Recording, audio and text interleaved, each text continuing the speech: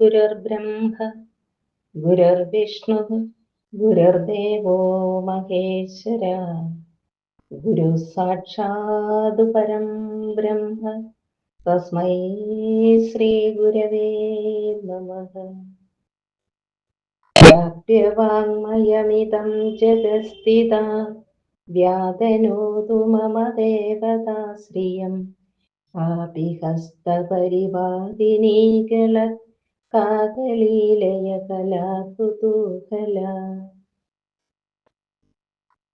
ഗുരുപാദങ്ങളിൽ പ്രണാമം. ആചാര്യപാദങ്ങളിൽ പ്രണാമം. ഭഗവാൻ ശ്രീനാരായണ ഗുരുവിൻ്റെ പാവനമായ ജീവിത ദർശനം, അത് എല്ലാവരിലും എത്തിക്കുന്ന ഗുരുഭക്തന്മാരുടെ കൂട്ടായ്മയായ ശ്രീനാരായണ ഗുരു കൂട്ടായ്മയിലെ ആരാധ്യരായ അഡ്മിന്മാർ, ഏറെ സ്നേഹമുള്ള ആത്മമിത്രങ്ങളെ, ഏവർക്കും എൻ്റെ വിനീത നമസ്കാരം. ഈ കൂട്ടായ്മയിൽ നടന്നു വരുന്ന പ്രഭാഷണ പരമ്പരയിൽ ദിവ്യശ്രീ ചൈതന്യസ്വാമികളെ കുറിച്ച് ഏതാനും കാര്യങ്ങൾ സൂചിപ്പിക്കുവാൻ ആഗ്രഹിക്കുകയാണ്.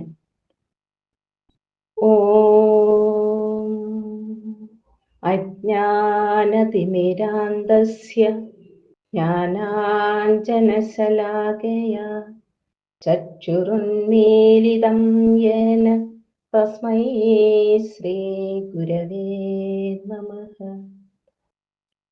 അജ്ഞാനമാകുന്ന ഇരുളിനെ നീക്കാൻ വിജ്ഞാന സൂര്യനായി പ്രകാശം തൂകിയ ശ്രീനാരായണ സൂര്യൻ, ജ്ഞാനദാനത്തിനായി പൂർവചക്രവാളത്തിൽ അരുണകിരണങ്ങൾ പ്രസരിപ്പിച്ചുകൊണ്ട് സാവധാനം ഉദിച്ചുയരുന്നു.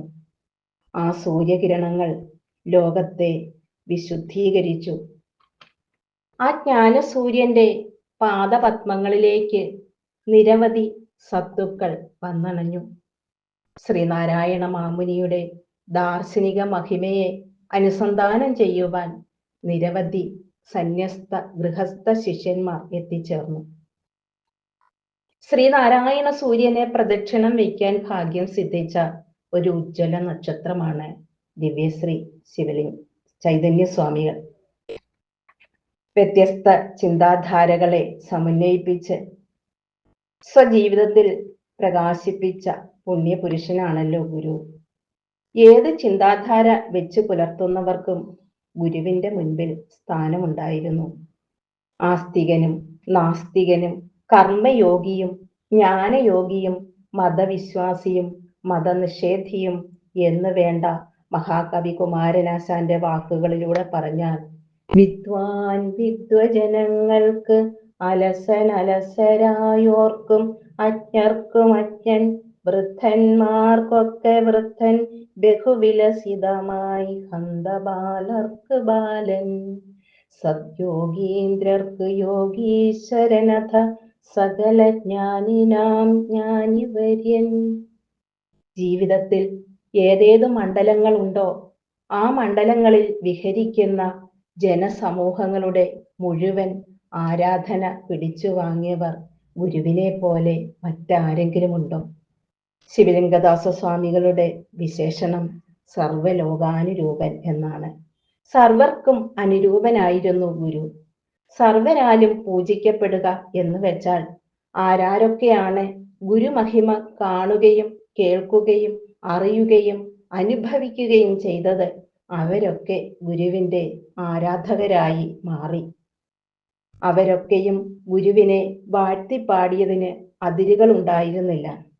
കവികൾ, യോഗികൾ, വേദജ്ഞർ, പണ്ഡിതന്മാർ, സാമൂഹിക പ്രവർത്തകർ, സന്യാസി ശ്രേഷ്ഠന്മാർ, സാധാരണക്കാർ, ജ്ഞാനവൃദ്ധർ, വയോവൃദ്ധർ, അതിസമ്പന്നൻ, അതിദരിദ്രർ, ഇങ്ങനെ മനുഷ്യരാശിയിൽ എല്ലാ തരത്തിലുമുള്ളവർ ഗുരുവിനെ ദർശിച്ചും അറിഞ്ഞും കേട്ടും ആരാധകരായി ആണ് മടങ്ങുന്നത്. അനേകരുടെ പൂജാമൂർത്തിയായി ഗുരു. ഓരോരോ തരത്തിലാണ് ഗുരുപൂജ നടന്നു വന്നത്. മഹാഗുരുവിന്റെ വത്സല ശിഷ്യനായ ചൈതന്യസ്വാമികൾ വിധിയാം വണ്ണം ഗുരുപൂജ നടത്തുന്നതിനായി ഗുരുപൂജാ മന്ത്രങ്ങൾ ഗുരുവിന്റെ അനുവാദത്തോടെ രചിക്കുകയുണ്ടായി. ഗുരുപൂജ നടത്തുന്നതിന് വേണ്ടി ഗുരുപുഷ്പാഞ്ജലി മന്ത്രങ്ങൾ, അഷ്ടോത്തര ശത ഗുരുനാമാവലി എന്ന 108 മന്ത്രങ്ങൾ നമുക്ക് എഴുതിത്തന്ന ദിവ്യശ്രീ ചൈതന്യ സ്വാമികളെ അല്പം ഒന്ന് പരിചയപ്പെടാം. വർക്കലയ്ക്കടുത്ത് നാവായിക്കുളത്തുള്ള വിലക്കമത്തെന്ന പുരാതനമായ നായർ തറവാട്ടിൽ 1876 ജനിച്ചു. നാരായണപിള്ള എന്നായിരുന്നു പേര്. അദ്ദേഹം 14-ാമത്തെ വയസ്സിൽ ചട്ടമ്പി സ്വാമികളുടെ സന്നിധിയിലെത്തി സാധനാനുഷ്ഠാനങ്ങളിൽ ഏർപ്പെട്ടു. ചട്ടമ്പി സ്വാമികളിൽ നിന്ന് ശ്രീ നാരായണ ഗുരുവിനെ കുറിച്ച് കൂടുതൽ അറിഞ്ഞപ്പോൾ ഗുരു സവിധം ആണ് തന്റെ യഥാർത്ഥ ലക്ഷ്യമെന്ന് ഉറപ്പിക്കുന്നു. ചട്ടമ്പി സ്വാമികളുടെ അനുവാദത്തോടെ അരുവിപ്പുറത്തെത്തി ഗുരുപാദങ്ങളെ സമാശ്രയിച്ചു. നാരായണപിള്ളയെ കണ്ടപ്പോൾ ഗുരുവിന്റെ വാക്കുകൾ ഇങ്ങനെയായിരുന്നു: ജാതിയും മതവും ഗുരുശിഷ്യ ബന്ധത്തിന് തടസ്സമില്ല. കൊള്ളാം, നാം രണ്ടുപേരും ഒരേ പേരുകാർ. സംബോധന ചെയ്യുമ്പോൾ തകരാർ വരും. പേരുമാറ്റം ആവശ്യമാണ്. നാരായണ ചൈതന്യൻ എന്താ പോരെ? അത്യത്ഭുതമായ ആദരവോടെ നാരായണ ചൈതന്യൻ നിന്നു. രാമായണവും മഹാഭാരതവും ഉപനിഷത്തുക്കളും പഠിക്കാനായിരുന്നു ശിഷ്യന് ഗുരു ആദ്യം നൽകിയ നിർദ്ദേശം. പിന്നീട് പ്രസിദ്ധനായ ആയുർവേദ വൈദ്യൻ ചാവർകോടിനടുത്തേക്ക് വൈദ്യം പഠിക്കാൻ അയച്ചു. ഷഷ്ടിപൂർത്തി വേളയിൽ ശിഷ്യർക്ക് കാവ്യവസ്ത്രം നൽകാൻ ഗുരു നിശ്ചയിച്ചു. പക്ഷേ നാരായണ ചൈതന്യന് മാത്രം കാവിയില്ല, വെള്ളവസ്ത്രം ആയിരുന്നു. അന്നു മുതൽ ചൈതന്യ സ്വാമികൾ എന്ന സന്യാസനാമം ഗുരു നൽകുന്നു. ചൈതന്യ സ്വാമികൾ കുളത്തൂർ കോലത്തുകര ക്ഷേത്രം, ആലുവ അദ്വൈതാശ്രമം എന്നിവയുടെ നിർമ്മാണത്തിൽ സജീവമായി. കോഴിക്കോട് ശ്രീകണ്ഠേശ്വര ക്ഷേത്രത്തിന്റെയും കണ്ണൂർ സുന്ദരേശ്വര ക്ഷേത്രത്തിന്റെയും നിർമ്മാണത്തിന്റെ മേൽനോട്ടം ചൈതന്യ സ്വാമികൾക്ക് ആയിരുന്നു. ഗുരുവിന് ലഭിച്ച വസ്തുക്കളുടെയും ആശ്രമങ്ങളുടെയും ഒക്കെ ഭരണ ചുമതല ഗുരു ചൈതന്യ സ്വാമികളെ ആണ് ഏൽപ്പിച്ചത്.